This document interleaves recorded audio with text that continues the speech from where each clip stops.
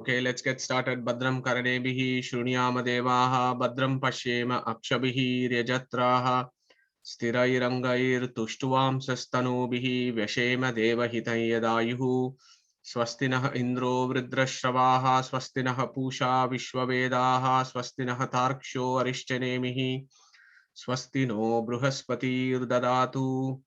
यो अन्तः प्रविश्य मम वाच इमां प्रक्षुप्तां सञ्जीवयति अखिलशक्तिधरस्वदाम्ना अन्यांश्च हस्तचरणश्रवणत्वगादीन् प्राणान् नमो भगवते पुरुषाय तुभ्यं लसतु श्रीमदानन्दतीर्थेन्दुर्नो हृदम्बरे यद्वचश्चन्द्रिका स्वान्तसन्तापं विनिकृन्तति पदवाक्य प्रमाण ज्ञान प्रणम्य शिरसा गुरून् व्याकरिष्ये यथाभूतं विष्णु तत्व विनिर्णयम्.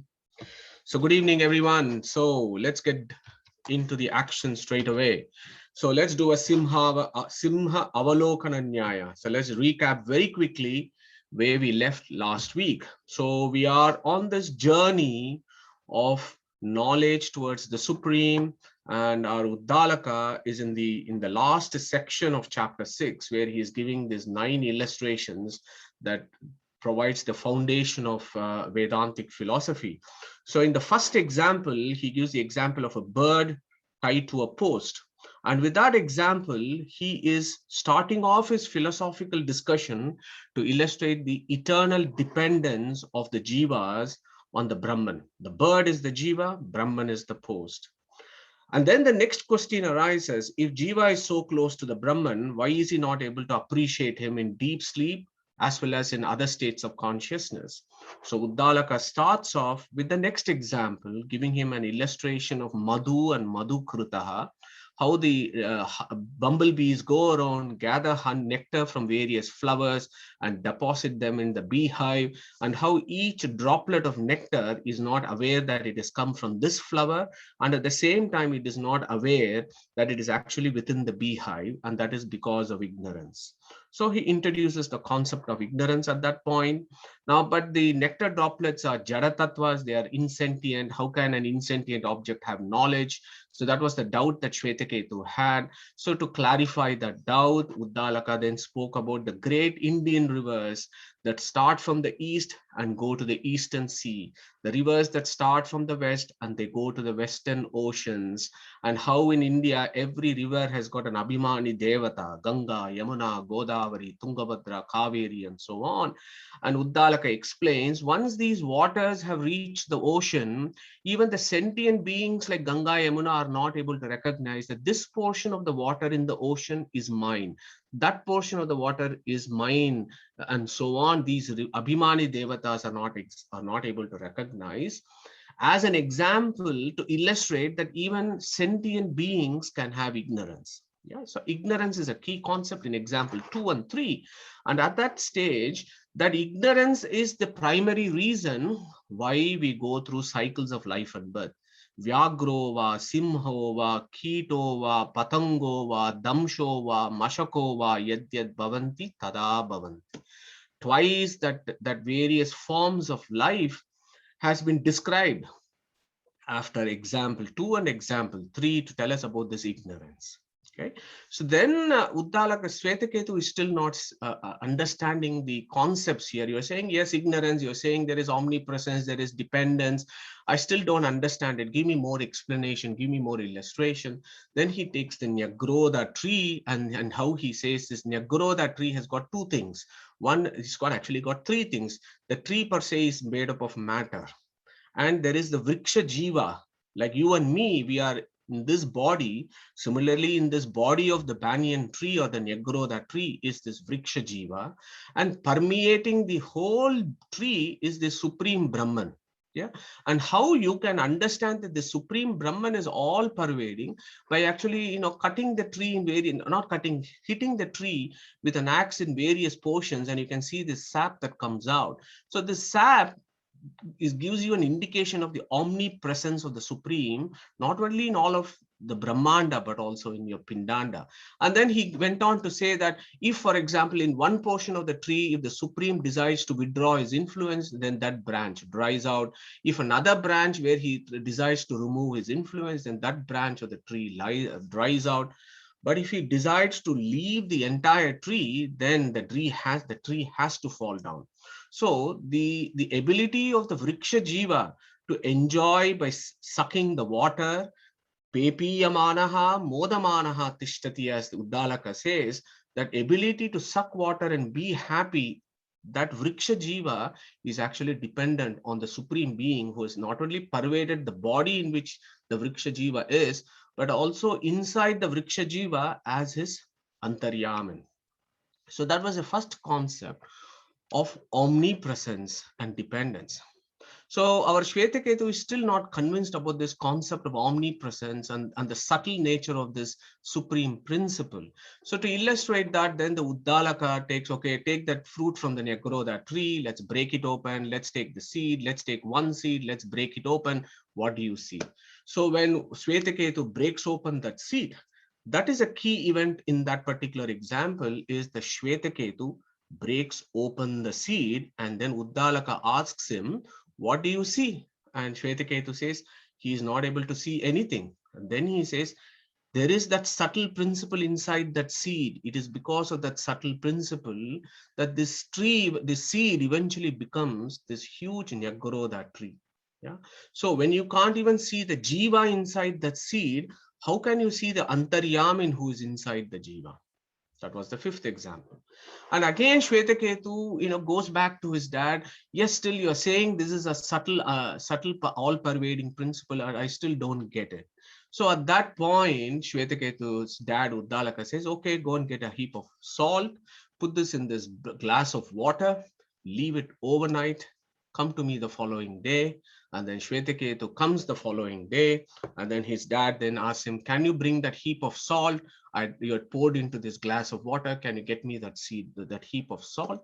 Shvetaketu is not able to do this because the salt has got melted, and it has not melted, it has dissolved in this water. So at that time, Uddalaka says, okay, do a achamaniya, take some water from the top end, from the middle portion of this beaker, and from the bottom of this beaker. What do you taste now? He says, salt. Tat shashvat samvartate. It was dissolved, but it was right there. So that is a very significant statement there. Tat shashvat samvartate. Although you were not able to see the salt, that salt was right there, Shvetaketu. You were able to experience it, that subtle taste that you got when you were not able to see, but you were able to perceive it. So you were able to experience it. So that is where we were last week on the sixth example. And again, what I want to impress upon you here is these illustrations have a history and a natural progression, each concept leading on to another. Yeah. So they are not to be taken in isolation, or not an individual word in that example or in those statements need to be taken in isolation. When Uddalaka says, Saya Esha Anima Aitadatmyam Idam Sarvam Tat Satyam Sa Atma Tattvamasi Shvetaketo Iti, you have to take the whole thing in this context along with the illustration. And that is what is a critical analysis and reading of the Upanishads all about. Yeah. So that is the 6 examples that Uddalaka has given Shvetaketu. So now we are doing a pravesha into the 7th example. So Shvetaketu then asked, if this principle that you're talking about is so subtle that it cannot possibly be knowable, then it is so subtle it cannot be seen, that means the possibility is we can never know it. Okay? Or the other possibility is, if there is a process by which I can know the subtle principle, then can you explain to me what that process is? I really don't get it. Now imagine this is the boy who has actually gone to Gurukula for 12 years. And he came back with that arrogance that he knows everything. But then in the 7th example, he says, yeah, I don't know. I don't know why I have not learned this. If the subtle principle is unknowable, then what is the purpose of me having gone to Gurukula for 12 years? Or if the subtle principle is knowable, then what is the process by which I know him? So that is the doubt that plagues Shvetaketu. Bhuya eva ma bhagavan vijñāpayatva iti. And Uddalaka immediately says, Tata somya iti hovacha. So he goes directly into the seventh example. Sayata yata somya purusham gandharebhyo abhinaddakshamaniya tam tato atijane visrujet sayata tatra prangva adangva pradyangva pradmayita abhinaddaksha anito abhinaddaksha visrishtaha is the first statement that he makes. So let's see what that example actually is. And it is a beautiful example, and it takes this city, this place called Gandhara. He takes Gandhara, and in this example, he brings this Gandhara on three different areas, in three different portions of this illustration. He brings Gandhara thrice, yeah, and he's talking about Gandhara. So you could ask, he could have spoken about Hastinapura, he could have taken Nalanda, he could have taken any example. But why did he take Gandhara? So that is the first point of discussion, which is interesting.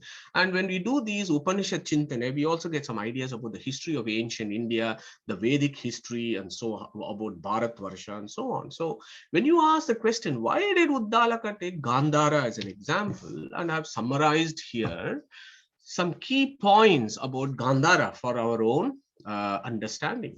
So Gandhara, as you know, is in the present day Afghanistan. Currently, it's called Kandahar, but in Vedic times, it was called Gandhara. Gandhara gets mentioned in the Rig Veda. We know Rig Veda is the first text of mankind, and Gandhara gets mentioned in Rig Veda. Again, tells you that at that point of time in the Rig Vedic civilization, Gandhara was very much evolved. And in fact, if you read that ancient Indian history, it talks about how Gandhara was the hub of the Indus Valley civilization. Yeah. So Gandhara gets mentioned in the Rig Veda. Okay. And it was the center of Vedic studies. I'm not sure if people are aware of it, but along with Nalanda and great universities, there were great seats of learning in Gandhara, center of Vedic studies. Ramayana and Mahabharata, of course, talk about Gandhara. Our Gandhari, the famous character, Dhritarashtra's wife, is from Gandhara, and that is why she gets the name Gandhari.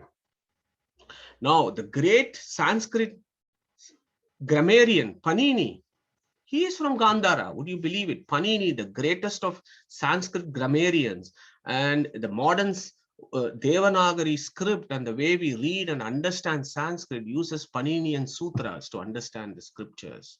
So that great Panini was from Gandhara. Kautilya, one of the greatest Indian philosophers, was from Gandhara. And if you go to Zoroastrianism, the Persian religion, Zoroastrians, and they have this text, as you know, called Avesta. Ahura Mazda is their deity. They worship Ahura Mazda, and the Avesta describes that Gandhara is the sixth most beautiful place on earth created by Ahura Mazda. If you go to Huan Sang, a Chinese traveler who visits India, and in our school times when we did history, we have heard about Huan Sang and how he translated a lot of Sanskrit text into Chinese, and how he took all this knowledge from India to China, and at the same time brought knowledge from China to India, that exchange of thoughts and philosophies. And Huan Sang, he describes this area as a center for Buddhist learning. Yeah, and in fact, Gandhara was a center of arts, music, and architecture in the Vedic times up to 1000 AD. Yeah, Alexander the Great invades Gandhara and conquers this, and then Chandragupta Maurya takes the kingdom from him, and then he takes over Chandragupta Maurya, and it is from that period there is this Buddhist influence that comes to Gandhara. And now, of course, it is a deserted land of suffering at this point of time. And now, from history, when you read that Gandhara's history, after 1000 AD, the name Gandhara disappears from history for obvious reasons that you would know. Most of you would know. Let's not go there. But that is the history of the great Gandhara civilization from Vedas. And not surprisingly, our friend Uddalaka takes Gandhara as an example. And what does he say? Yata somya purusham Gandharebhyo abhinaddakshamani tam tato Atijane Visruje. So what does that mean? So the illustration that Uddalaka is giving here is, he takes a man in Gandhara. Okay, so this man in Gandhara is being blindfolded. Yeah, he's completely blindfolded, and the blindfolding is so tight that this person cannot even remove the blindfold. So he's completely blindfolded, and he's taken away from Gandhara, and he's thrown into a jungle. I've just given an example of a jungle. It could be a desert for all that you know. So he's thrown into this jungle, this dark jungle, and he is completely blindfolded. So Abhinadha Aksham. So that is an interesting word. Abhinadha Aksham. Aksham means eyes. Abhinadha means very tightly blindfolded.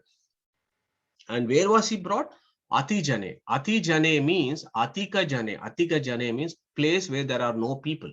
Okay, which I think forest is a good example. It could be the desert. Visrujet, he came.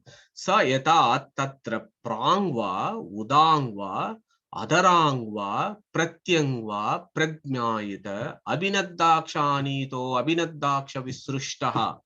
So what does that mean? So Uddalaka says, this fellow completely blindfolded, he is brought into this jungle and he is left there.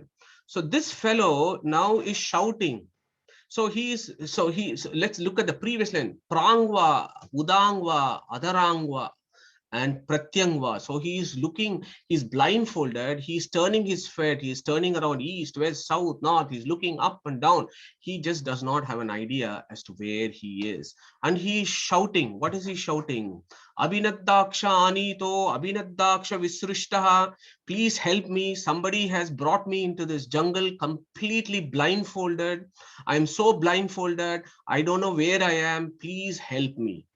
So Uddalaka is, I hope we all now understand where is Uddalaka actually taking us. So this is the state of this fellow who has come from Gandhara. So then what happens?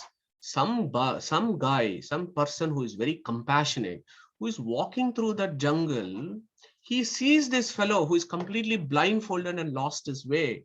And he says, Tasya yata abhinahanam praprucha. So this compassionate fellow then, what he did, abhinahanam pramucha prabruyet yetam disha gandhara yetam disham rajayiti. So this compassionate fellow, you know what he did, Shvetaketu? He untied the cloth that was around the eyes. He untied him and he said, don't worry, my friend. This is the direction to Gandhara. Go this direction, go this direction. Yeah. So that person, that compassionate person actually removes the darkness, removes that first sign of ignorance, and he removes that ignorance and says, this is the direction. Yetam disham Gandhara, yetam disham Gandhara vrajayiti. Go in this direction. So note those words, those sentences of Uddalaka is amazing to see the philosophy there and how Uddalaka is saying this. This compassionate person is not holding this person's hand and say, don't worry, mate, I will take you to Gandhara. Come with me. Let's go together. That is not what the person is saying. He's saying, go in this direction. Okay. So then what happens? The previously blindfolded person, then what he did? He went Sagramat Gramam Pruchan. So he goes from one village to another village. And in every village, he asks for direction. Yeah, he goes to village number 1. I've got a picture here. He goes and he asks for the direction. And then this person, again, another compassionate person gives him a direction. And then he goes to another village and he keeps going from A to B to C, getting directions from different people, and he's making the journey. As he gets direction, he gets more and more knowledge with regards to his journey back to Gandhara. So Uddalaka says, Sagramat Gramam Pruchan Pandito Medavi. So as he gets the direction, as he knows what direction he goes, he becomes knowledgeable, Panditaha, Medavi, and he remembers, he understands the map and the direction. He becomes a Pandito Medavi. And then eventually what happens? Gandharaneva upasampadyate. So finally he goes back to Gandhara. So this is a beautiful example as to our own journey in life.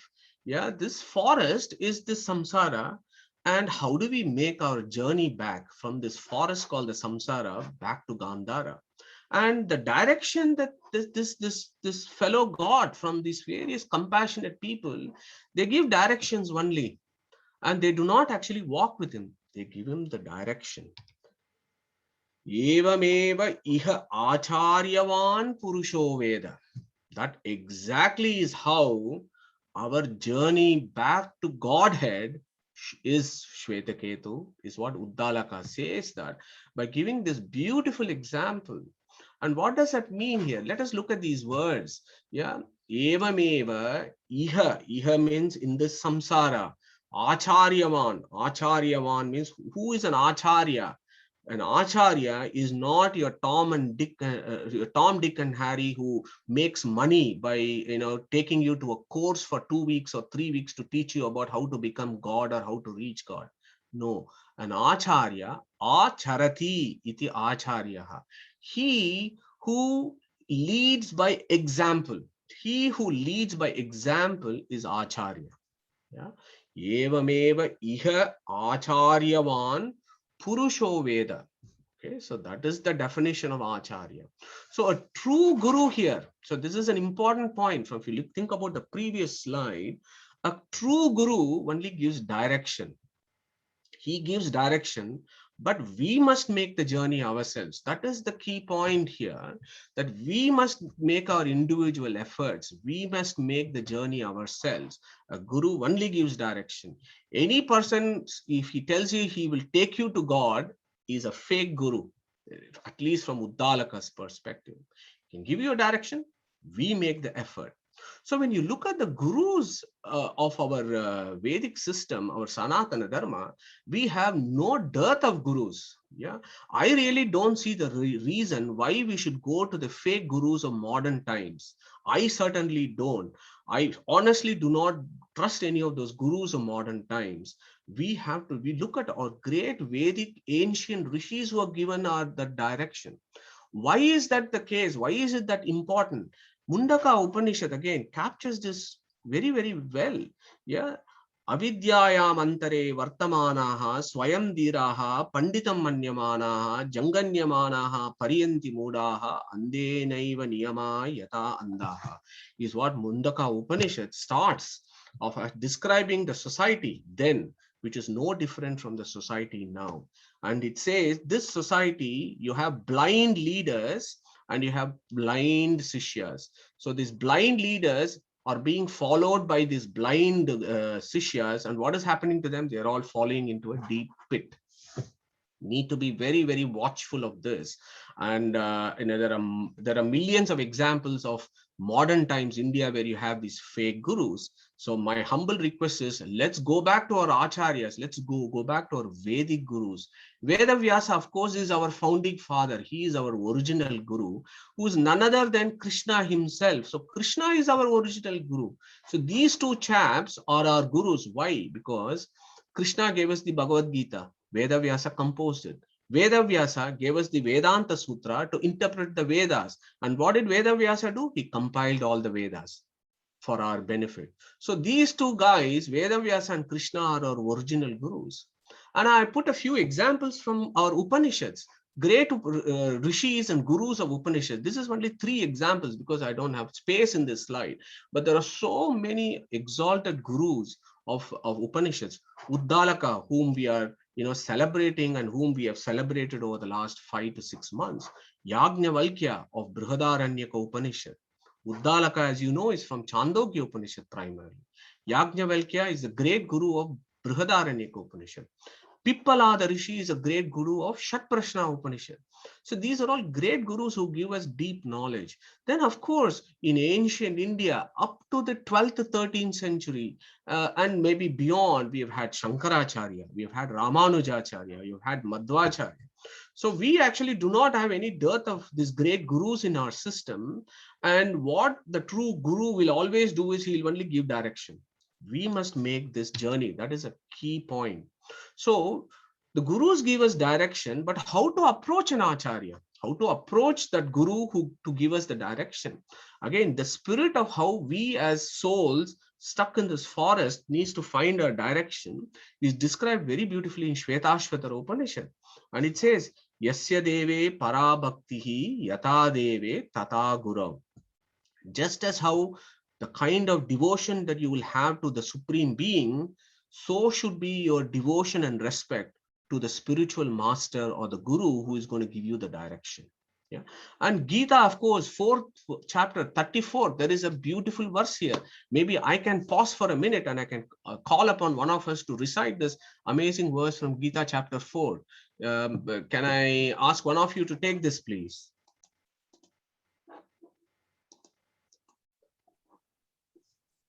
Hello? Yeah, Neetaji, go on.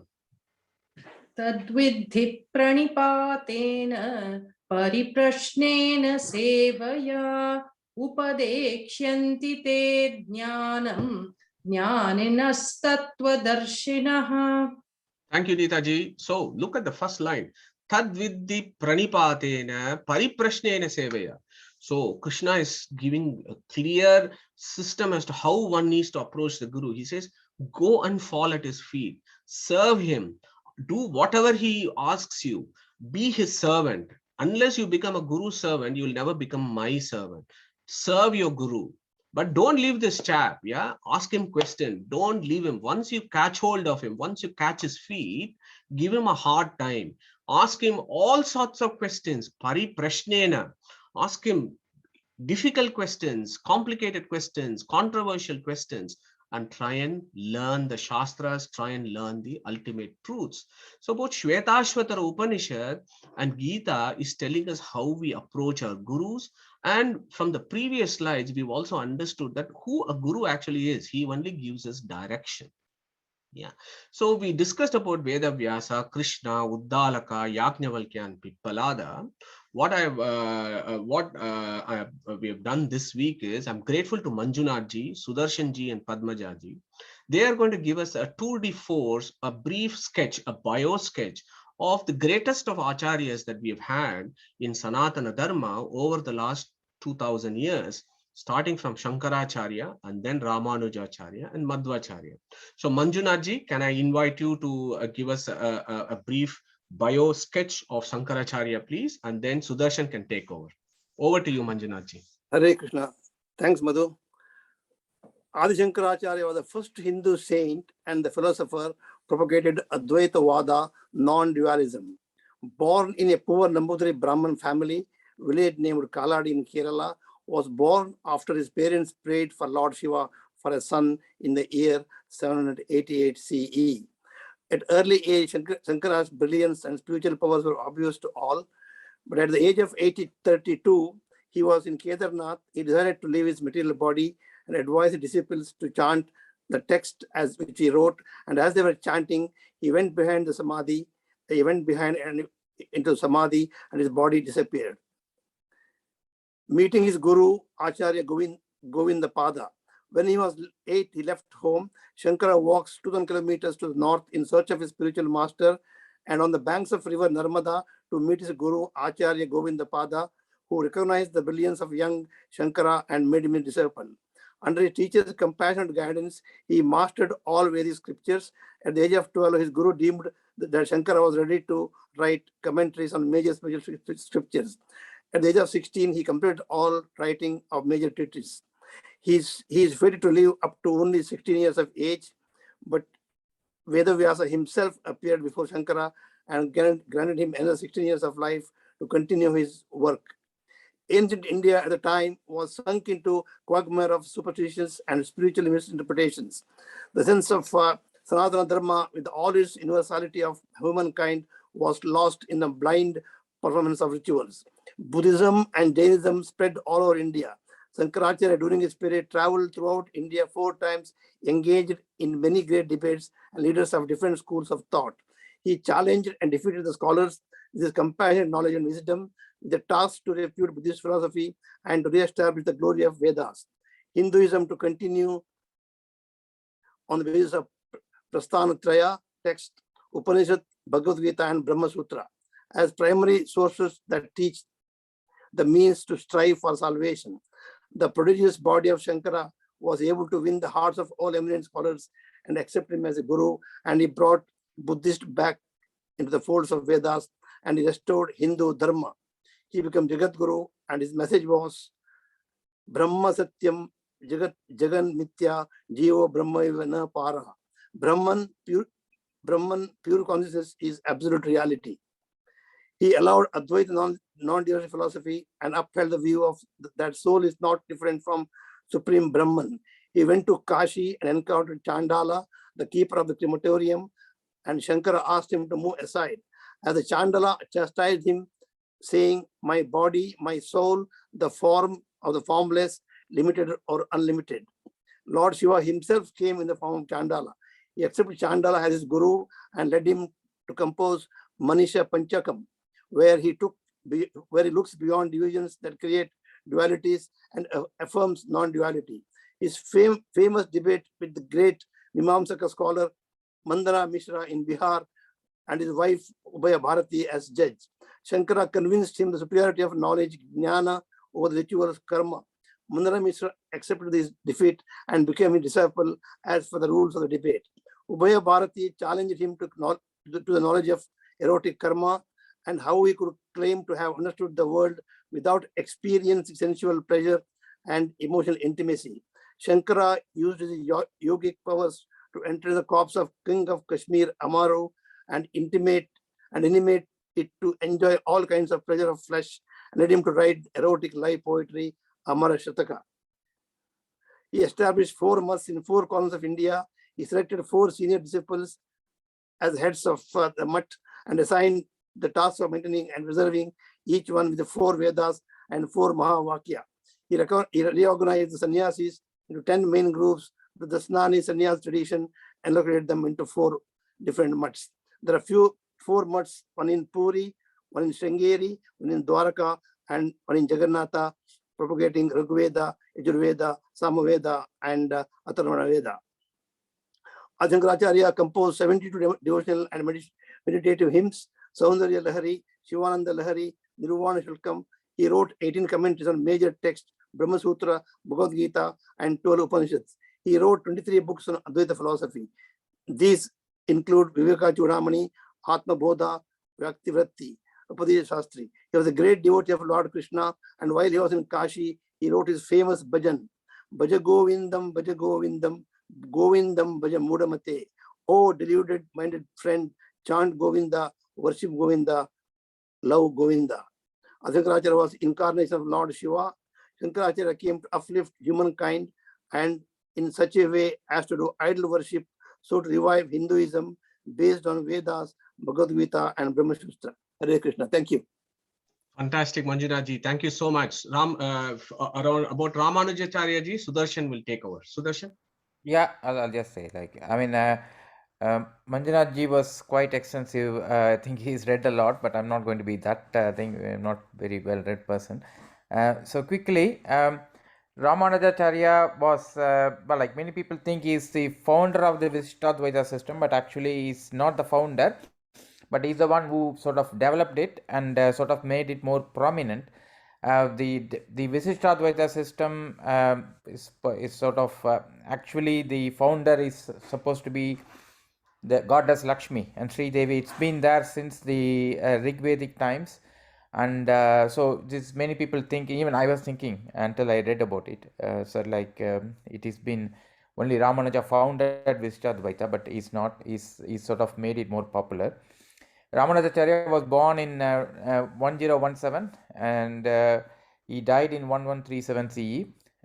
He proposed this Vishishtadvaita philosophy, which is like qualified non-dualism, which means the souls share the same qualities and nature as Brahman. Under the right circumstances, it can achieve the near sort of blissful state as Brahman. So it's not complete unification, but sort of similar state, because it states that they share some qualities.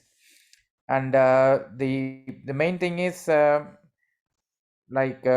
it's not just only proposed the Vishishtadvaita philosophy, but he also did a lot of social reforming in this particular times, like where the caste inequalities were much prevalent and people were not allowed into the temple, the people from the lower class. He was a great social reformer, and that is what is remembered even today for, like so he sort of allowed a lot of these lower caste people into the temple, and he changed the mind of and he made sure that, like they were given an agreeable position, and so he sort of convinced the sort of society at that time, so why should they be allowed into the temple. And so that was really good, very good social reform at the time when it was needed. And he also did a lot of reforms in the temple actually management, in particular in the Sri Rangam temple. He's done a major reforms to the Sri Rangam temple, and he's made sure that those sort of Agama Shastra changes and everything, they are still being followed in the Sri Rangam temple. And not only there, his many other temples, his sort of management style has had an influence. And he just not after his time, he established about 74 acharyas to spread the message of Vishishtadvaita to sort of various sort of schools. The main thing is I mean, I heard that, like, even if sort of not acharyas, just some families, like for example Tirupavai, which is written by Andal, some families, that's what they do, they just maintain Tirupavai, that's what.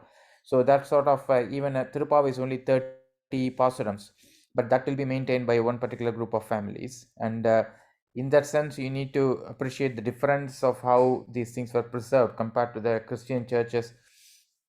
They have their own churches, and they have a very good setup, and of like this Pentecostal church or Catholic or the sort of Church of England, but in our society, they were all like individuals, families, and some of these acharyas who maintained it. So it's about how difficult it was, and considering the sort of Islamic invasion and everything, which, and the sort of subjugation under which we were living at those times. So that is something very important we need to remember. Not Vishtadvaita, it's about the times it was sort of Ramanuja took the challenge to spread it. And also how we don't have just challenges only from the Islam or Christianity. At the time, there were challenges from even the some of the Saiva Chola kings. They were against the Ramanuja, so that's why he went to Karnataka, and he was supported by the Hoysala kings. And even there, in the Melkote near Mysore, he's done quite a lot of work. Not apart from maintaining the temples and everything, he also made sure that he built a big dam, which is even still there, to the benefit of the farmers. And so he was just, if you take him, it's not just talking about Vedas, Upanishads. He was into the society, and he was sorting out the basic issues of the people in the society. So in that sense, I think the reason I'm saying is we all need to do that as well, like probably even from our group. So we need to make sure that, like, we talk at this level, but also make sure that we are involved in the day-to-day aspects of problem solving of people, actually. So mine is brief. It's only, like, there's plenty available to read more, and we could have a topic on Vishtadvaita itself one day. Thank you, Madhu. Thank you so much, Sudarshan. That was a very interesting historical sketch on Ramanujacharya. And we move to Padmaja to give us an overview of Madhvacharya. Padmaja. Yes, thank you, Madhu. Kalyanadbhuta Gatraya Kamitartha Pradayini Srimad Venkatagirinathaya Srinivasaya Te Namaha Gurubhyo Namaha Parama Gurubhyo Namaha Srimad Anandatirtha Bhagavad Padacharya Gurubhyo Namaha Samasta Gurubhyo Namaha. Sri Vyasatirtha composed a gem of a shloka, succinctly expresses the entire Dvaita Siddhanta in a nutshell, and it is known as Prameya Navaratna Malika, and it goes like this: Shriman Madhvamate Hariparataraha Satyam Jagat Tatvato Vedaha Jiva Ganaha Hare Anucharaha Nichocha Bhavanam Gataha Muktihi Naija Sukana Bhutihi Amala Bhaktischa Tat Sadhanam Hyakshadi Tirtayam Pramanaha Akila Amnayakaha Vedyo Harihi. Sri Madhvacharya belongs to 13th century. He was a Hindu philosopher and chief proponent of Dvaita school of Vedanta. Madhva called his philosophy as Tattvavada, meaning arguments from a realistic viewpoint.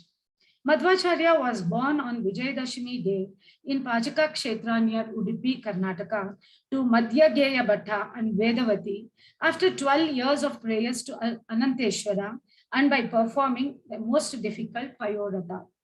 It is believed that Vayu, the son of Lord Vishnu himself, took incarnation as the infant of Madhyageya Bhatta. The interpretation of Balika Shukta by Acharya himself and his followers prove that Madhvacharya was an incarnation of Vayu.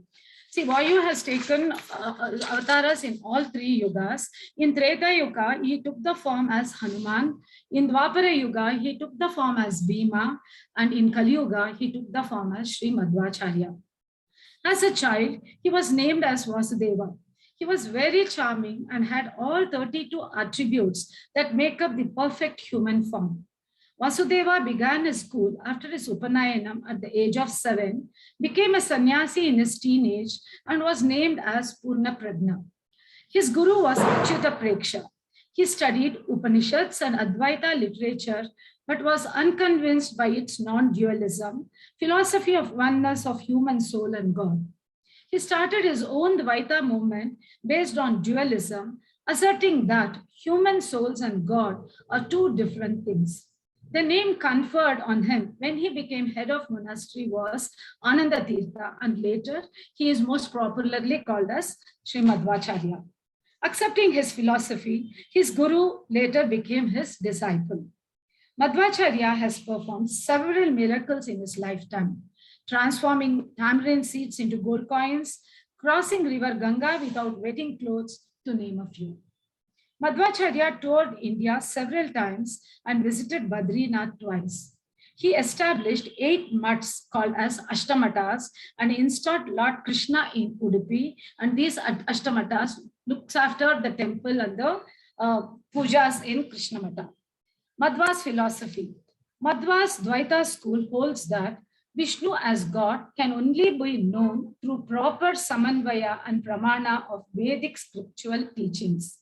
He also said that there are 2 categories of reality, Swatantra Tattva and Aswatantra Tattva. Ishvara, the creator of universe, is Swatantra, and the created universe consisting of Jivas and Jadas are Aswatantras. Madhvas further enumerated 5 differences between God, Jivas, and Jadas and called Panchaveda. These differences are natural property, and Madhva called it as Taratamya or gradation in pluralism. Even in moksha, the bliss is different for each person. Madhva also stated that jnana and karma, along with bhakti and with the grace of God, one can attain moksha or liberation. Works of Madhvacharya. He has written about 37 books. He has written 2 books. He has written 2 commentaries on Bhagavad Gita. They are Gita Bhashya and Gita Tatparya. He has written 4 commentaries on Brahma Sutra Bhashya, Anuvyakhyana, Nyaya Vivarana, and Anubhashya. He has written commentaries on 10 Upanishads. He has written Rig Bhashya, his work on Veda is Rig Bhashya. He has written Mahabharata Tatparya Nirnaya and Emaka Bharata, the work on Mahabharata. Bhagavata Tatparya Nirnaya is work on Purana. And he has written many short works like Pramana Lakshana, Katha Lakshana, Upadhi Kandana, Prapancha Mityatva Anumana Kandana, Mayavada Kandana, Tattva Samkhyana, Tattva Viveka, Tatvodhyota, Vishnu Tattva Nirnaya, Karma Nirnaya, Krishnamrita Maharnava, Sadachara Smriti, Tantrasara Sangraha, Yati Pranava Kalpa, Jayanti Nirnaya, Nyasa Paddhati, and Titi Nirnaya. He has written 3 stotras, Narshimha Nakastuti, Dwadasha Stotra, and Kanduka Stuti. So all this totaling to 37. Disappearance of Madhvacharya. While giving lecture on Aitreya Upanishad to his disciples at Ananteshwara temple in Udupi, Madhvacharya disappeared with a shower of flowers, marking his departure from physical world. Madhvacharya is still considered to be alive and residing in Himalayas, that is in Hire Badri with Veda Vyasa. The Badri, what we all see is Vishal Badri, But this Hire Badri is beyond Vishal Badri, and that's where even today he is learning his Pata from Vedavyasa. The only solitary fountain of information about the life of Sri Madhvacharya is Sumadhva Vijaya, written by Narayana Panditacharya. It is probable that a biographical sketch of Sri Madhva was composed in his own time. The Panditacharya was almost a contemporary of Sri Madhva, and his father, Trivikrama Panditacharya, was a convert of Sri Madhva. Shri Krishnarpanamastu. This is a very brief note on Madhvacharya. There are lots and lots about him. You can refer to books or refer to internet and get more information. Thank you for giving me the opportunity, Madhusudan. Thank you, Padmaja ji. So thank you, Manjunath ji, Sudarshan ji, and Padmaja ji for giving us a brief overview of the three Vedanta darshanas: the Advaita school of thought, the Visishtadvaita school of thought, and the Dvaita school of thought. And of course, it's entirely up to us to find and make the journey. So the attempt that we have made today is to give you that overview for people to know that, look, there are three different routes that you can take based on your own appreciation and your own attributes and what appeals to you. You can take these journeys, follow these great gurus, and make the journey back to Gandhara. Yeah, so that is the beauty of our scriptures, the greatness of our gurus, and we have no dearth of gurus here from ancient India.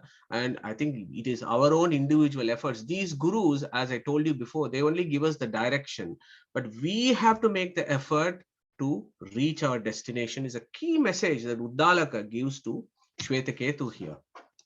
So moving on to the next slide. So I'm kind of given you here. So now what our friend Uddalaka does is he gives you a next line. The next line is important, and I've kind of hidden here.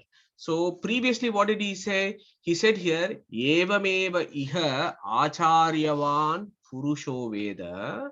And then he said, Tasya tavad eva chiran yavan vimokshe ata sampatsyata iti. Okay, so that line is very important. And in that line, he basically summarizes the whole journey that the souls make when they traverse this forest and they ultimately go to the Gandhara. We know from the illustration, just because the guru has given the direction, this fellow who was blindfolded before is not instantly going to be taken to Gandhara. It takes time. He has to not only read, understand the maps, and then get the knowledge, and then make the effort and travel through the forest. All these things take time, isn't it? So that act of going through the forest is our karma.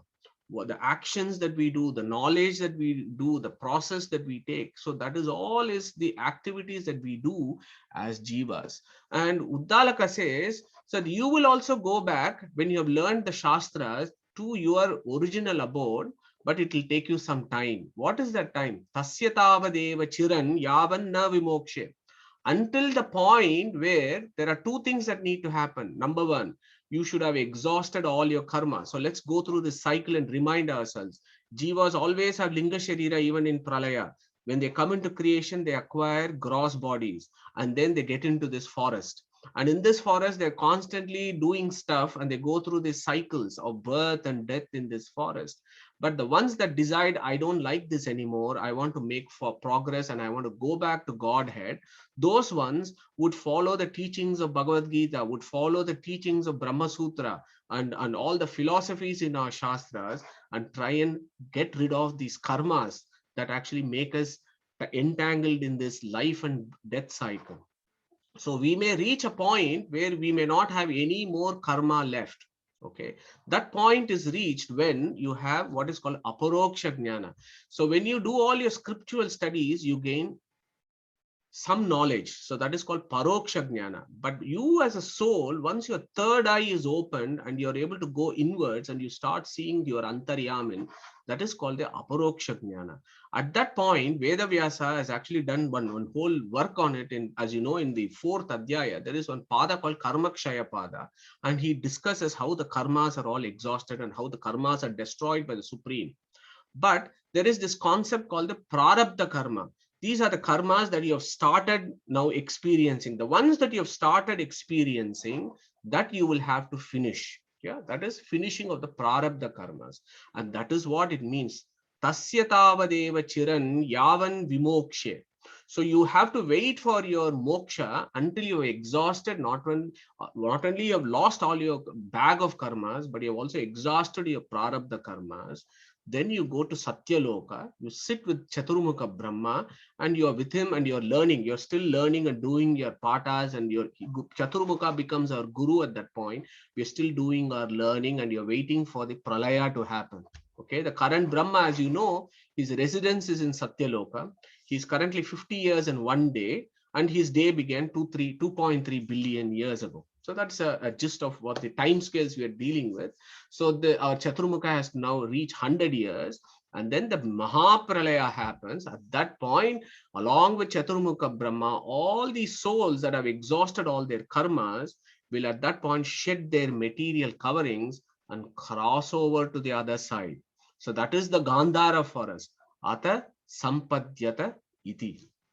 So in that line, again, our Uddalaka in his genius has summarized the whole process of Sanatana Dharma by taking the Gandhara as an example. So this is another way of looking at it. Gandhara is here. I've just taken this forest in Kishkinda, and then he would have come here. Maybe this fellow has to go back with all this. So how does he do? In the modern times, we would use a sat nav or a map or a guide to go back to Gandhara. And similarly for samsara, what you will do? You will do scriptures and gurus as your roadmap to go back to moksha. So the key message that Uddalaka gives in this example is Supreme can be seen through guidance. Although he is very subtle, although in that seed when you broke open, you could not see it. Although you could not bring back those heap of salt when I asked you to do so, you will still be able to see that subtle thing, that anima as he is celebrated as, that subtle thing, you might be able to see him through proper learning and guidance. So saya esha anima aitadatmyam vidam sarvam tat satyam sa atma tatvamasi Shvetaketu iti.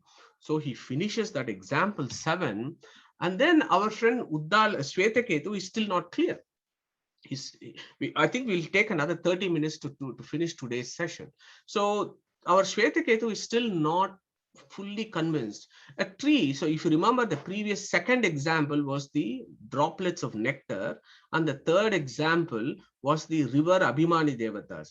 And he's taking a similar kind of argument here. He says a tree is less evolved and may not be able to gain knowledge independently, but I am a highly evolved being. Why can't I just open a book and gain knowledge and learn stuff? Why should I be dependent on a guru or anybody else to gain knowledge? So this is a fair point that Shvetaketu is asking, and many of us will also be asking those questions, particularly when we have some questions about the intentions of these gurus of modern times. So we may have this similar kind of doubts. So Uddalaka takes this problem, and again, as you know, Shvetaketu is asking those questions on our behalf. So he takes that example. So he says, explain to me that further. Bhuya evama bhagavan vijñapayatvaiti tata somya iti hovacha. Yes, I will explain to you. And what Uddalaka actually does is he explains the great truth that is actually discussed in Katha Upanishad, which I'm sure we will do in the subsequent classes. There is a key verse, na ayamatma pravachanena labhyaha na medaya na bahuna shutena yam eva esha vrunute tena labhyaha tasya esha atma vivrunute tanun swam. So he says, you may have read a lot, you may have memorized a lot, but still you may not get the knowledge. You may not be able to reach the Supreme, because at the end of the day, you need his grace. His grace is the key concept here. It is that grace of not only the God, the Supreme himself, but the grace of the Guru that is also required to gain the knowledge. Because even gaining knowledge, we are dependent on somebody else. We are dependent not only on our gurus, but we are also dependent on the Supreme. Is the philosophy that Uddalaka is taking to Shvetaketu in the next slide. To illustrate that philosophy, he gives an example. Again, he takes practical example. Purusham somya upatapinam nyatayaha pari upasate. So let us take that let's split these verses. Purusham upatapinam. So I got a figure here about this fellow who's got high fever and is lying on the bed. So that exactly is what upatapinam means. Tapina means fever. Upa means high temperature. So this fellow who's lying on the bed has got high temperature. And then there are these relatives who are sitting around him. Nyatayaha. Nyatayaha means relatives, people who know him. People who know him, those are their relatives and friends. These are called Nyatayaha. Pari upasate. So, upa asate. They were all sitting close to him, around him. They surrounded him and sitting there. And what did the relatives ask? Jnanasimam, Janasimamiti. So all these relatives asked this fellow, can you hear me? Can you recognize me? I've come to see you. So at that time, Uddalaka says, this fellow who is sick and unwell, tasya yavan na vang manasi sampadyate manaprane pranastejasi tejaha parasyam devatayam tavat janati.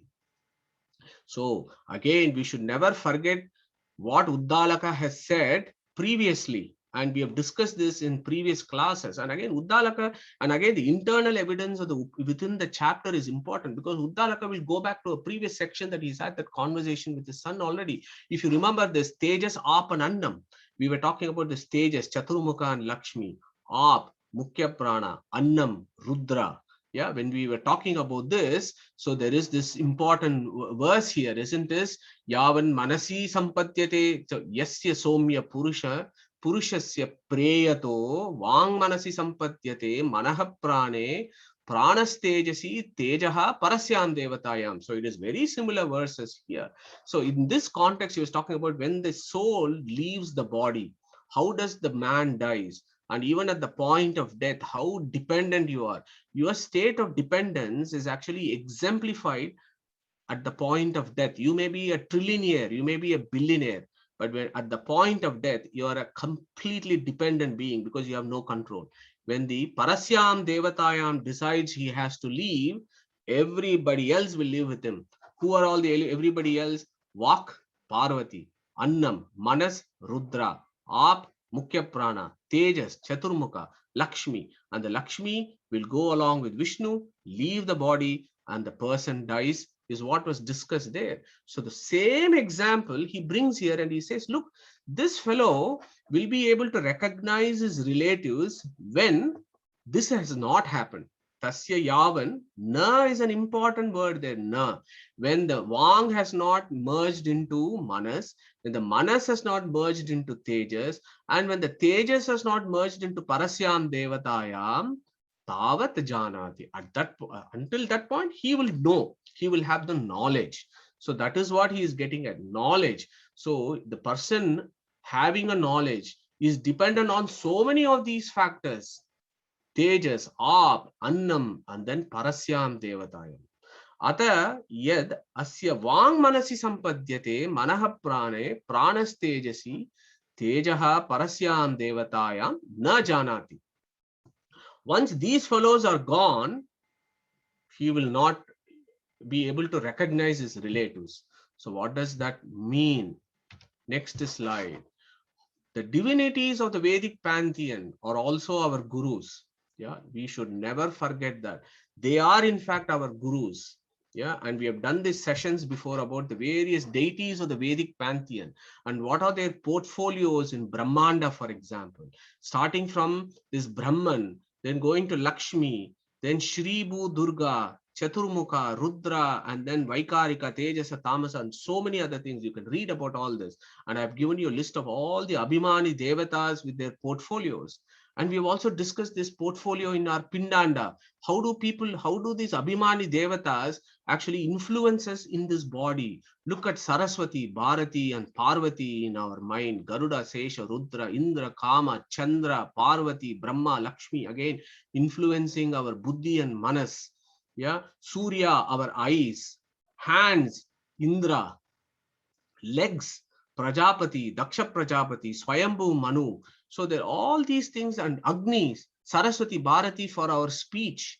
Yeah, so all these divinities are there controlling the various aspects of our body. And if look at our Pindanda, our whole process of gaining knowledge is what? We have to get up in the morning. We have to stand up. We have to walk. We have to hold a book. We have to go to a school. You have to use your ears, listen to somebody. You have to then, somebody is talking, then you're listening, then it goes to your mind. Your mind has to process, then the intellect. So there are all these various steps to gain knowledge. And in every step, you're dependent on an Abhimani Devatas. Yeah. If they decide that they are not going to influence or help you, your ability to gain knowledge is actually lost. If, for example, if somebody's mind is gone, there is no way in which he's going to be able to process the external information.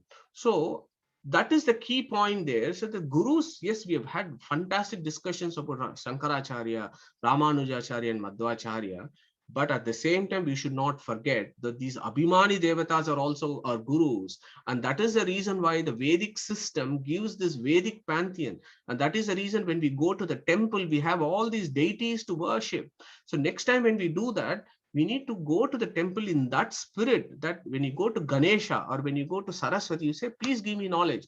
Make sure my Pindanda, that portfolio you control, please make sure that it works properly so that I can gain knowledge. That is the reason we have to go to the temple, not to put some money and do some arti and come back. That really defeats the purpose. So that is what the acharyas tell us, and that's what Uddalaka is also telling us. By this, Madhu, yes? sorry to interrupt. I think maybe post-COVID, from our team, we can go to Balaji temple. You can guide us how to worship the temple, like, in a Vedic. Yeah, that'll be fun. Yes, definitely, Sudarshan, we'll do that. So yeah, absolutely. So that is the whole process of worship of a temple, is to gain knowledge. Why? Because for us to gain knowledge, we need grace. Grace from whom? Grace not only from our acharyas, grace also from these Abhimani Devatas that control various portfolios in our body, and also the grace of the Supreme. So all these things are necessary before we get knowledge. And that is why in Katha Upanishad, Yama tells Nachiketa, na ayamatma pravachanena labhyo namedaya na bahuna shutena yamevesha prunute tena labhyaha tasyaisha atma vivrunote tanun swam. It is one of the most important verses in Vedic literature, is this verse from Katha Upanishad. And of course, we have this famous verse from chapter 15, verse 9. I'm going to pause there. I'm going to get one of our friends to recite it. So who is going to take? Pragnesh, go for it. Thank you. Kshotram chakshuspashanam cha rasanam granameva cha adhisthayam manaschayam vishayanupasevate. Excellent, Pragnesh. So again, in chapter 15, 9th verse, Krishna is saying, in every indriyas, I am also sitting there. I'm sitting and controlling there. So when you say Shrotram, so Shrotram there is this, we discussed this 3 levels of meaning, right? So here, Shrotram means not just your here, but it also means Chandra. And Chandra, inside Chandra is the Antaryamin, who is the Supreme. He is what he's saying, Adhishtaya. And similarly, in every aspect, 6 indriyas are described here. That means they're Abhimani Devatas, and inside their Abhimani Devatas is me as an Antaryamin controlling them. So it's everywhere in our scriptures talking about this is the process of worship. This is the process of gaining knowledge. Saya esha anima aitadatmyam idam sarvam. So that aitadatmyam idam sarvam becomes important, because everything is under the control of this Antaryamin. Aitadatmyam idam sarvam. Tat satyam sa atma tatvamasi Shvetaketu iti. So he is taking us to the 9th example now that we are going to deal with, which is the important example. So far as you have read, if you can recall, how Shvetaketu is being gradually pushed from lower levels of philosophy to higher and higher levels of philosophy. And Uddalaka has now come to the point that you can know about this subtle principle through proper guidance and gaining knowledge. But remember, even gaining that knowledge, you can't do it independently. You are a dependent being, not because you have so many sense faculties that you don't control actually. So you are a dependent being even in that situation. Okay, so that is the process of knowledge. So when our man said that, Shvetaketu now comes to the final point here, and this is a very, very, very important example. Look at this. This is the 9th example. So if you look at the first example, what was the first example about?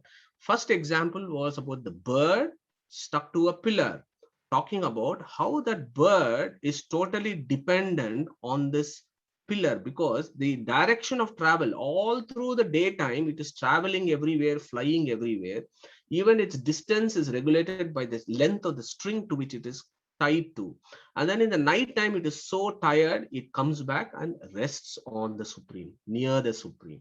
So it talks about that dependence in the first example. So the ninth example is the summary of it all. And the ninth example is the last example in Chandogya Upanishad chapter 6. And with this, he closes this philosophical discussion. And he takes a very, very interesting example. And I think it'll be well worth our time for the next 10-15 minutes to look at this example, because ninth is the last example, and Uddalaka has to finish his discourse making an impression and making a very important point, and he has to have the crescendo before he finishes the philosophy. So our friend Shvetaketu, like us, has a question. You have said so much about the Supreme Being, how to gain knowledge, what is our relationship with him, etc., in the last 8 examples. But there are different views about Brahman. Does he exist? If so, does he have any qualities? If he has qualities, how many qualities does he have? What is our relationship with Supreme? Am I different or am I Brahman? So there are so many concepts that are available out there. What is your considered view, my dear father? What happens to a person who has incorrect knowledge or approach to all this? Because in the last 2 verses, he has spoken about knowledge, right? About how we gain knowledge, how we are dependent to gain knowledge on our gurus and others. So what happens to a person who has incorrect knowledge or approach? Yeah. So I think this is an important problem for all of us, or it is an important perspective for us, because there is so much out there. And which one do you pick and which one do you choose? Bhuya eva ma bhagavan vignapayatva iti. Okay. So what Uddalaka Shvetaketu is actually asking here is, so you have all this knowledge base that is available. So if you remember our Yajnavalkya and Maitreyi discussion in Brihadaranyaka Upanishad, he said, Atmavare drashtavyaha shrotavyo mantavyo nitidyasitavyaha Maitreyi. Mantavyo is an important word. Mantavya means what? Manana. Manana means what? Processing of knowledge, discussing pros and cons and everything else, and firming up one's knowledge. Yeah. So that is what is important, because that is the process. You hear, gain knowledge, then you process and say whether this is right or wrong, what is the right approach, etc. And then you do dhyana.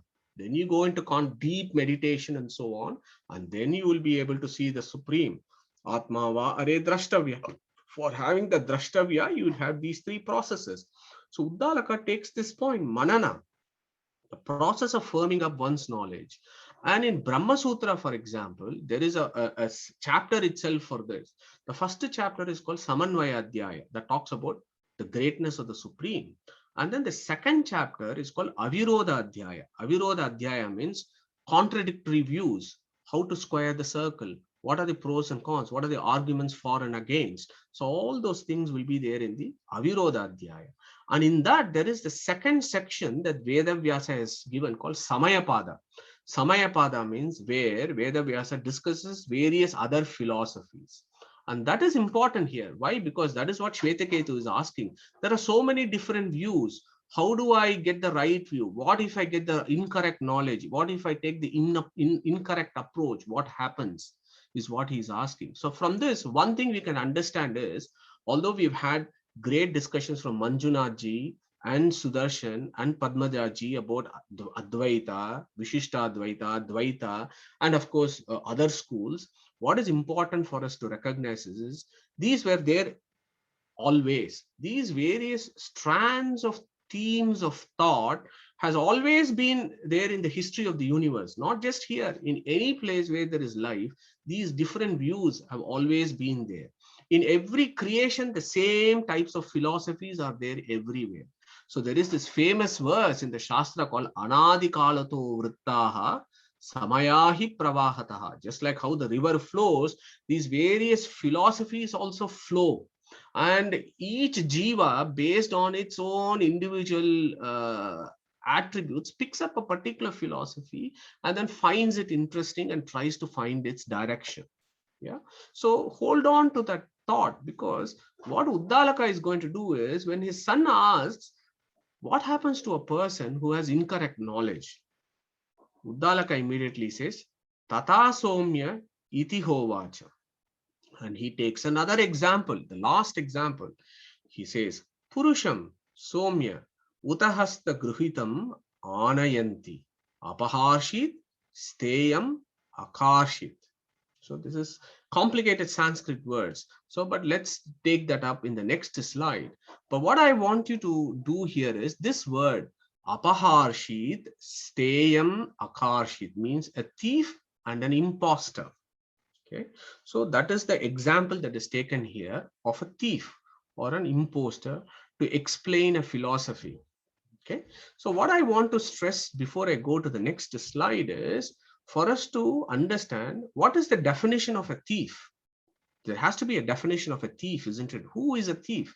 And I was looking at Collins Dictionary this morning, and it says a thief is a person who steals something from another person.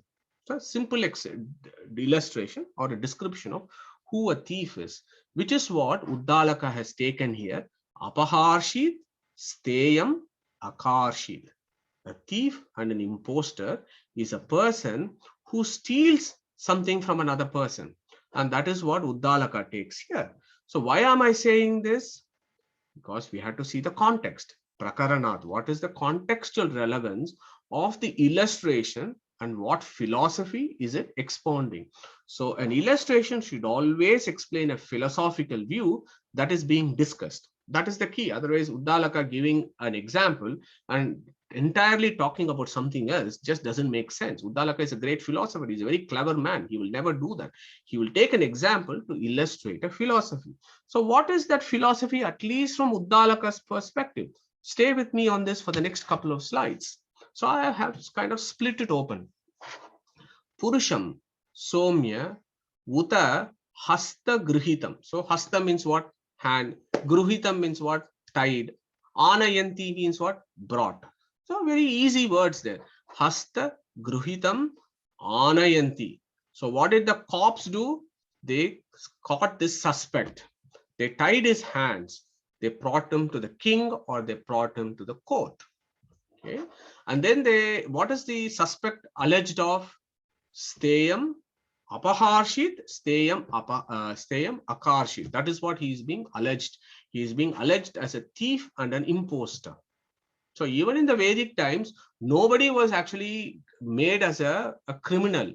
Everybody was not guilty unless proven otherwise, but he had to be brought to the court. And the allegation there is he is a thief or an imposter. So what did the king or the judge say at that point? Parashum asmai tapateti. Okay, Parashum. So I've got a quiz here. Who is this person here who is holding this axe? So who is going to tell us who it is? Sushrut. Parashurama. Excellent. So that is Parashurama. So Parashu means axe. So Parashum asmai tapateti. So what the judge then says is, get this axe, heat it. Tapateti means heat it, make it into a red hot axe. So the judge asks some fellow assistant to do that. So the axe is now red hot. The axe is brought. Okay. Now this is where the philosophy is. You need to pay close attention to what the words are here. So when is somebody guilty? So in this situation, Uddalaka says, Sa yadi tasya karta bhavati. Okay. Karta means if he has really stolen something and he is really an imposter. Sa yadi tasya karta bhavati tadeva anrutamatmanam kurute. So what does that mean is, so the judge essentially says in that scene, here is a red axe. You have to go and touch this red axe. If you are not a thief and if you are telling the truth, this red hot axe, if you touch it, it will not harm you or hurt you. But if you are telling a lie, although you are a thief, You are telling now that you are not a thief. You are claiming innocence, although you are a thief and you're telling lies. If that is the situation, if you touch the axe, it will burn your hands. So that is the way in which the judge wants to decide whether he is telling the truth or whether he is telling the lies, or whether he is a thief or he is not a thief and he is innocent. So in the situation, if he is guilty, what would happen?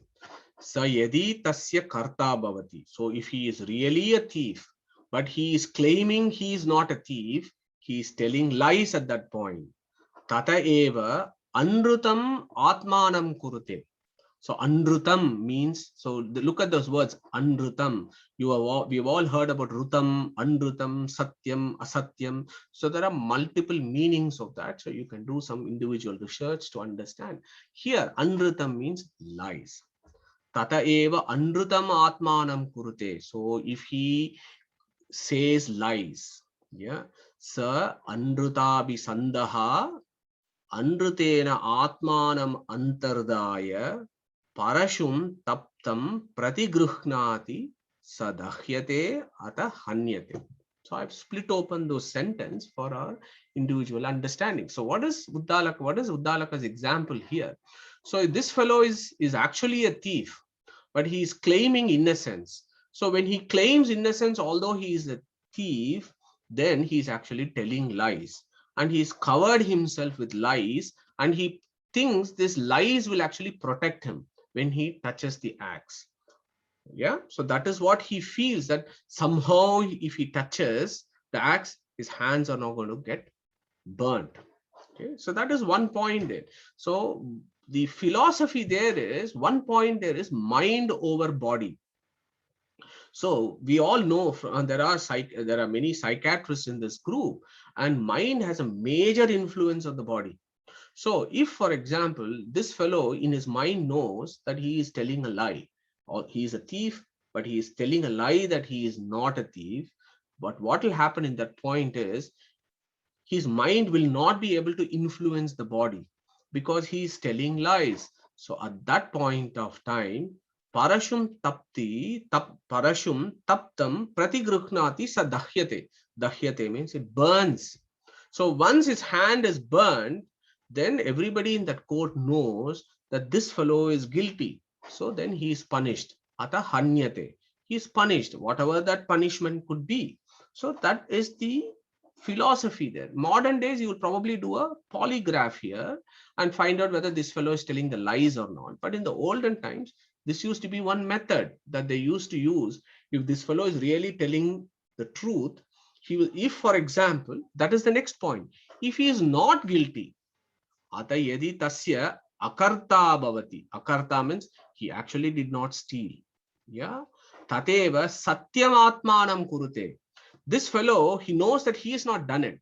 By mistake, the cops have actually arrested him and they've brought him to the court. But in him, he is convinced that he's not done this. He is telling the truth. So he is only tateva satyam atmanam kurute sa satyabhi sandaha satyena atmanam antardaya parashum taptam pratigruhnati sa na dahyate ata muchyate. That means what? If this fellow is not the thief and he is telling only the truth, the cops might have arrested him by mistake, but in himself, he is only telling the truth. He is covered by truth. His mind is covered and firmed up with truth, and his mind will positively influence his body. And he will say, I have not done anything wrong. So even if I touch the axe, nothing will happen to me. So he will go and touch the axe and he doesn't suffer. And this is witnessed by the courts, and the court will say he did not suffer the axe when he touched the hands. He was covered by truth. Therefore, ata muchyate. Let's release him. Okay, so this is a very superficial rendering. I hope I made an attempt to describe these words. These are complicated sentences that you have to break open. I hope you understand what Uddalaka is telling us. It's about somebody who is telling the lies, what happens to him, and somebody who tells the truth, what happens to him, and then taking a thief as an example. Yeah. So if one has false knowledge, he gets punished. And if one has true knowledge, he gets released. So in philosophy, if one has the wrong knowledge, he is punished. What is our punishment? We will be in this Gandhara forest, constantly going through cycles of life, which has been described in example 2 and 3 as going through lion, tigers, fox, boars, earthworms, housefly, mosquito, and so on. Yeah. Whereas the one who is following the truth and who has got the true knowledge, he eventually gets ata muchyate. So that is the philosophy that is being described. Now let us move to the next slide here, which explains this a little bit more. So we need to think about this 9th example. Yeah. So as I told you, a thief is a person who steals something from another person. Okay. He is called apaharshit, steyam, akarshit. Okay.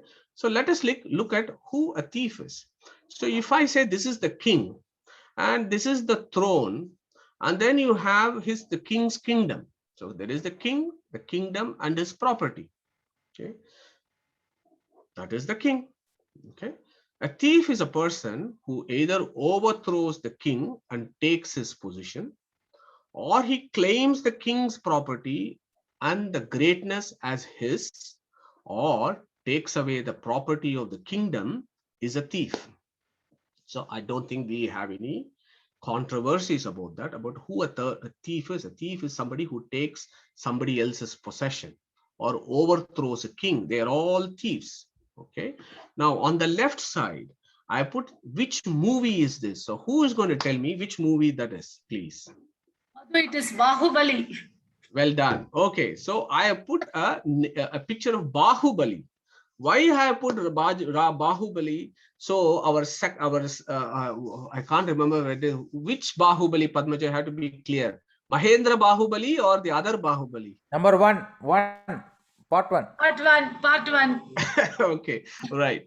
So he was the Rajakumara, right? He was the Rajakumara of the legend, who by living from childhood among the shepherds believed himself to be the shepherd's son and behaved as such. So this Bahubali is just ignorant. Yeah, he did not know that he is the king, but he was living among the shepherds and he was just ignorant. Okay, so ignorance of what belongs to oneself by right is not theft, nor is the ignorant person an imposter. Yeah, this is a key point here for example number 9 as to who is a thief. Yeah. Now the reason why I'm getting at this is there is a deep philosophy about this, about who is a thief, who is an ignorant. In Mahabharata, in Adi Parva, there is a very important verse. Yo anyata santam atmanam anyata pratipadyate kim tena na krutam chorena atma apaharina. Okay. This is a key verse in Mahabharata which defines who is a king, who is a thief. Chorena atma apaharina, and I've underlined that. The reason why I say this is, so in the realistic schools of philosophy, they have taken this verse to give an example as to who the thief is in Shastras and given evidence in Mahabharata to show who a thief is. And when I was doing research on this verse, Pillai Lokacharya, Sudarshan will know who Lokacharya is in the 13th century, a great Vishishtadvaita philosopher. He wrote a work called Mumukshupaddi.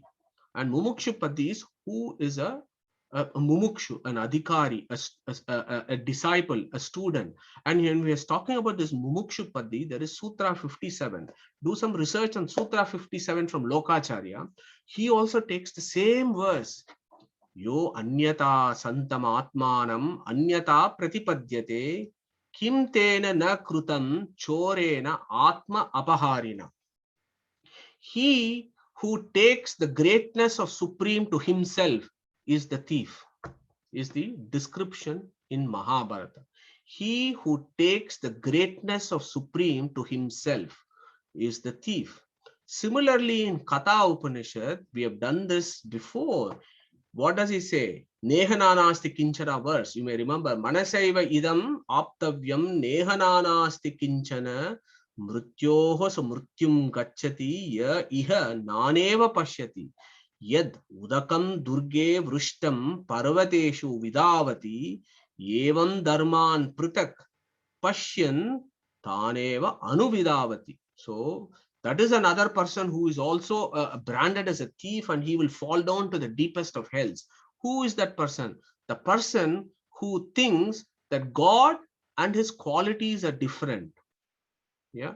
And God has got only limited qualities or no qualities. What happens to that person? He falls down to the deepest pits very rapidly, just like how when there is a heavy rain, how the water falls down rapidly from the mountains, like that he is going to fall. So that Katha Upanishad is interesting, and this Mahabharata actually gives you an illustration of who a thief is in the Shastras. He who claims the greatness of Supreme to himself is the thief. Okay, so that is, I'm just giving an informed discussion here, not bringing any sentimentalities, because at the end of the day, it is up to us to take what the philosophy here is actually telling. Again, it is the prakaranat. What is the context? What is the illustration? The illustration is here about the thief. Okay, sayata tatra na dahyeti. Okay, similarly, Shvetaketu, a student like you who has the right knowledge will never get hurt, and you will have your release. So in this equation, the problem here is, again, as I told you before, if somebody has ignorance or telling lies, he gets punished. If somebody is not guilty, he gets released in that scene, in that courtroom. Okay, just as how the person who did not steal is released, similarly the one who does not steal God's greatness is saved of punishment and released, is the overwhelming philosophy of the example 9, which is the last example of Uddalaka. Yeah, so aitadatmyam. So what does Uddalaka immediately says? After he says sayata tatra na dahyeti aitadatmyam idam sarvam tat satyam sa atma atatvamasi Shvetaketu. But you are not jada, you are similar to the supreme being because you are sentient. Tatvamasi Shvetaketu. Taddasya vijijñāsvaiti, taddasva vijijñāsvaiti. So the last line of the chapter 9th example is taddasya vijijñāsiti vijijñāsayiti. So it is said twice. So, and we have done this before, when a rishi in the Upanishad repeats something twice, there are two meanings for this. One, to stress an important concept, taddasya vijijñāsa iti vijijñāsva iti. And the second one is, now I am closing this conversation. This is the end of chapter 9. Okay, so the key point of chapter 9 is the example 9 of chapter 6 is the illustration of a thief. Yeah, and we should never forget, an illustration expounds a philosophy. So a thief, as per Mahabharata, is a person who steals God's greatness. Okay, just hold on to that thought. Yeah, the reason why I say that is, when all these four weeks or I would say 2 months, over the last 2 months, we have discussed these various examples that Uddalaka has given 9 examples, and in every example he is completed that example saying saya esha anima aitadatmyam idam sarvam tat satyam sa atma tatvamasi Shvetaketu. Okay, this particular line has captured the imagination of all the 3 schools of Vedanta: Advaita, Visishtadvaita, and Dvaita.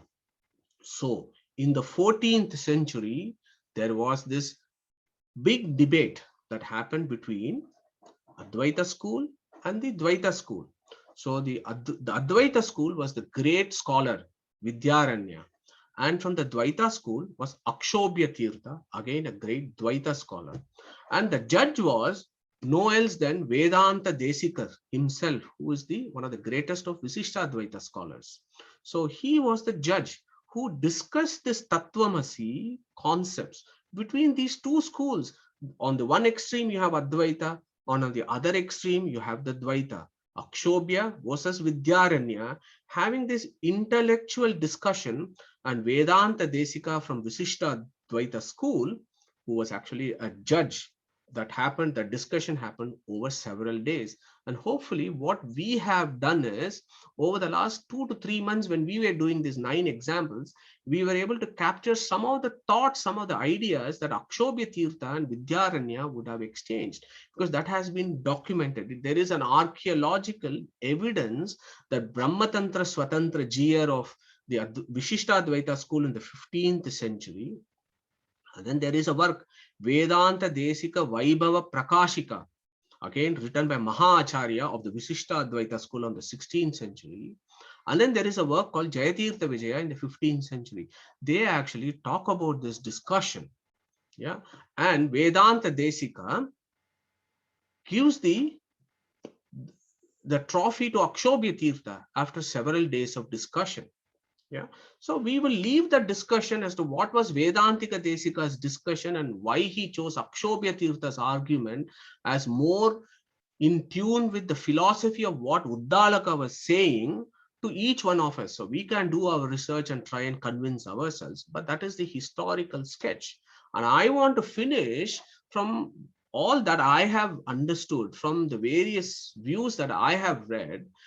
I think Jayatirtha's summary of this is perfectly perfect in this situation. And what did he say? Paramatmano atyanta binyasya swataha chidananda Atmakasyapi jivasya anadi avidya kama karmadi nimitto ayam paramartata eva anyata karaha dukkadi anartaha na parameshwara prasadat rute apagacchati nacha asakshat kruto asau prasidati nacha avidita swarupaha shakyate sakshat kartum iti sakala guna karataya Nishesha dosha gandha vidurayata cha tam pratipadayitum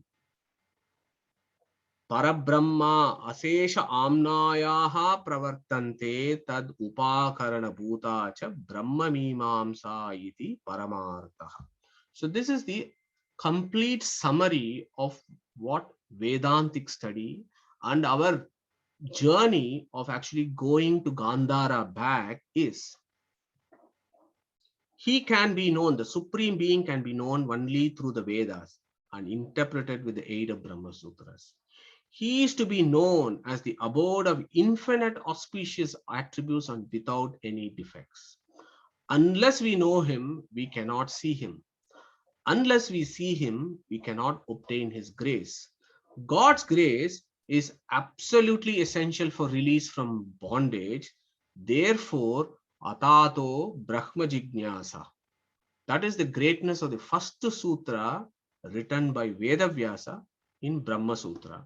And when you take that first sutra, which is the backbone of Vedantic philosophy, and you put Uddalaka's philosophy that we have done over the last 6 months, I am quite convinced that it actually completely falls into place.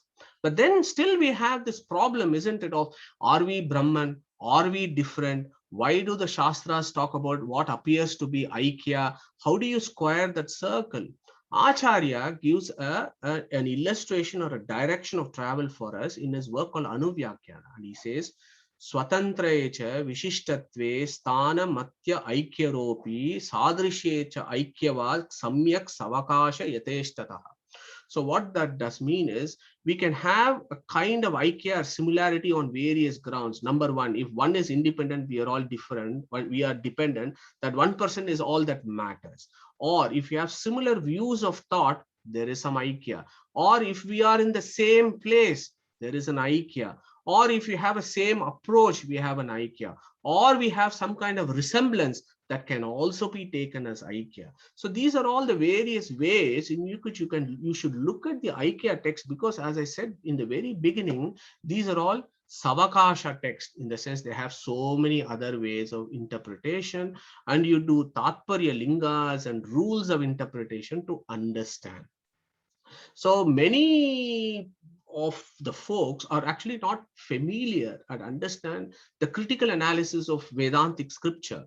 And this is exactly like a phase 3 randomized trial as to how you analyze the data and understand the philosophies. So what I am hoping is that over the last 6 months, we've had a very impartial discussion as to what Chandogya's chapter 6 is, what Uddalaka's philosophy is. And in that process, we were able to have a discussion as to how deep and how enriched our Upanishad philosophy is. So to summarize, 9 examples that gives you 9 ways leading to the Supreme. Let's summarize this. Ignorance of our origin and relation with the Supreme is the root cause of samsara. Again, by giving these 2 examples, he has illustrated the ignorance of origin and relations with Supreme. Supreme is the sustainer. Supreme is the source of creation. Supreme can be experienced. Supreme known only through the scriptures, learned through Guru's guidance. We are dependent even to receive knowledge. We are dependent on the Supreme. Right knowledge is essential. Wrong knowledge will lead to our downfall.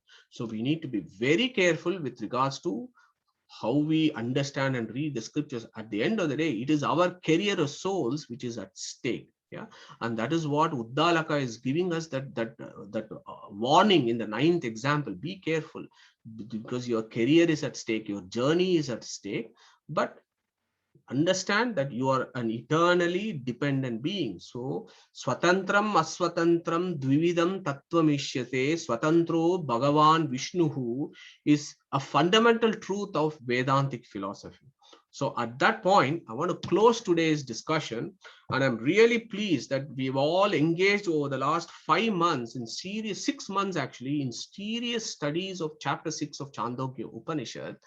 And I hope we have all in this process learned and got some new information. What we can do, Sudarshan, today is, if we have a few minutes, talk about what is our direction, how are we now going to make our direction moving forwards.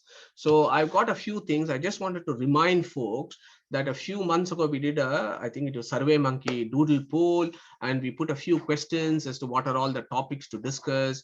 We said deep philosophy of Chandogya 6, and that at 16%, and people said, let's do this. So that's what we did. 6 months ago, there was an interest in understanding the deep philosophy of Chandogya Upanishad. We have done that. We have there was another one, Sankhya Yoga, chapter 2 of Gita, that was very popular. But as you know, we are doing Gita Chintana at this point of time, and we are going through individual chapters. So my feeling is maybe we need to approach and come back to it later. Then I've listed a couple of other things. We did let's do Mundaka Upanishad. So if you can recall, Chandogya Upanishad is from Samaveda. Yeah, Mandukya Upanishad is from Atharva Veda. So we have done 2 Vedas and Upanishads. Maybe one possibility here is either we take Yajurveda. So we can take Krishna Yajurveda, where you have Taittiriya and Katha Upanishad, or we can stick to Atharva Veda and go to Atharvana Upanishad, which is also popular. People have wanted Atharvana Upanishad. And I also said Agni Shukta of Rig Veda, and folks also said they will also want to have Agni Shukta as well. So we can do everything. What are the new ideas that has been inserted into my mind, Sudarshan, over the last 2 to 3 weeks in offline discussion is, folks have felt that we have discussed so much about Uddalaka and Shvetaketu. After all, Uddalaka had 2 kids. One is Shvetaketu and the other one is Nachiketa. Just to complete that Uddalaka story, why don't we next take Nachiketa? Because Nachiketa and Uddalaka's philosophy, their conversation, how that philosophy evolves, comes in Katha Upanishad, which, as you know, is Krishna Yajurveda. So that is also a good idea. We can take Uddalaka's second son and contrast, and that will be, I think it will be interesting to do. And then this deep philosophy that Yama talks about in very archaic Sanskrit. So the Sanskrit of Katha Upanishad is actually quite complicated, and we can make slow progress. Maybe we can pick up key verses and discuss the Katha Upanishad. That is also a possibility. So I'm going to leave it open for discussion, and I'll pass on the stage to Sudarshan to coordinate the rest of the session today, Sudarshan. Thank you. Thank you, Madhu. Wonderful and excellent session. And yeah, I think for taking forward, I'm all for that. It makes sense. Like, this Uddalaka we done. So the Nachiketas one, actually, that will be good. Actually, I think we love it. And as I said, like once we do that, like we need to start talking about rituals and how we connect to these Upanishads, whatever you thought, like what I mentioned about the temple visit, like, that's more practical stuff. So I think it's time we sort of bring about all these things. And also I want to mention something very important you covered today, which is very much of a big issue in our society. It's about these gurus who are not really introducing us. They are gurus, but they're not introducing us to the original Vedic teachings, but instead they promote themselves. So I think that's a very big issue. So I don't know, that itself maybe we need to discuss one day. We need to debate about that topic, but I share your concerns on that. And I think that it's very important we identify, at least, like, our group is not very big. It's only a small group, but at least we have, you have identified many of our Vedic gurus, given clear directions that who should be following actually. But this message has to go to the general public. So it's a question of, like, what has happened is the colonial sort of people have confused everybody to make sure that, like, it's not worth following our dharma. So instead of, I mean, not telling it directly, but indirectly. So that's why I think that lineage is lost, where the knowledge about those people are also lost. So that all these new neo gurus have come who probably want to promote themselves. They have the knowledge, but instead of guiding us, telling us about the Vedic gurus, they are promoting themselves, unfortunately. But so we are only responsible for this situation. We need to change it. But it's a very important thing because it has an impact on society, polity, and everything. Yeah, thank you. It's another topic anyway, so we Yeah, don't need Sudarshan, to. I agree with you because that's our problem. So we know we are in the forest. We want to go back to Gandhara, and everybody wants they want teleportation. They want to instantly go back to Gandhara, and it is that making that effort which is becoming problematic. But I think people are recognizing that. I mean, my understanding from India is there's lots of these great activities going on. At least the part of the world that I come from, there is enough and more adhyatma that goes around, and lots of youngsters are interested in this, which is always reassuring. Yeah, Pragnesh, you had some comments. I think you briefly raised your hand. It was my mistake, but I have expressed my pleasure in a subtle, Okay. nothing to say. I'm happy to enjoy whatever is, but I'm equally happy to participate. If an assignment was given, I'm very happy to undertake some assignment. So Pragnesh, you have now committed yourself. So there is an assignment coming your way fairly soon. So watch out. Yeah, it's coming soon. Thank you. So, But on the same note, can I say I am going to be away in India for 3 weeks of wedding, so I can still log in, but the intense study may be challenged in that time. But yes, no problem. I'm keen and committed, and it is better that I commit and there is some teacher to check the homework. So I'm happy for that. No problems. Yeah, fantastic. Yeah, of course. Thank Yeah, we'll keep you posted. Okay, so what are we then? So next, let me give you a update of what's happening next. So I had to commit myself for 3-4 weeks in a row because we were doing the 9 illustrations. I wanted to just ensure that that sequences, people are still in touch with the examples that are discussed, and we had to do it in one full go, complete all the 9 examples, which is what I have done. So now I'm going to take a pause for a couple of weeks. So next week, Ajit Ji from Stoke has kindly agreed to coordinate his team for Gita chapter 6 Chintane. So please join all of us next Sunday, which promises to be a beautiful session on chapter 6, which we all know every chapter in Gita is great. Chapter 6 is wonderful. So that is chapter 6. Following that, Harish Ji from the US is going to coordinate chapter 7 the following week. Okay, so we got 2 successive weeks of Gita Chintana just to revise ourselves, familiarize and recalibrate ourselves to the spirit of the Gita. And then what we will do following that, I'm just hearing that perhaps maybe we should do Katha Upanishad. And what I'll do is I'll start mapping some sessions for Katha Upanishads for the following several months, which will lead us hopefully up to the new year. So we'll focus on Katha Upanishad next. And then the next 2 weeks is going to be Gita Chintane. Okay, so that's the program. So please do join and contribute. So of course, Harish and Ajit will be looking for volunteers. So we do need volunteers. We got a 1:4 on-call rota for Gita Chintane, and each I wouldn't say leader, but each person who coordinates that has his team. But if anybody wants to join, I know there are new folks who are part of the group. Please send a message through Sahiti, and it is our group, and the Gita Chintana is only our efforts to come in. It's a combined study, as it were. So the more we have participation, the better it gets. So please do let us know in Sahiti group. But if there are no further questions, Sudarshan, I think we should recite Om and then close today's session. That's right, Madhu. One thing is, for anybody from India, just to let you know, next week is a time change. So our time will be the same. The UK time will be 4 p.m. But your time may be a bit like starts at 9:30 for you instead of 8:30 now. It will be until March. So that will be the case. So just letting you know, anybody from India. Okay, that's good. Yeah, Harish, if you are there, you can take us through Om, and then we'll close today's session. Sure.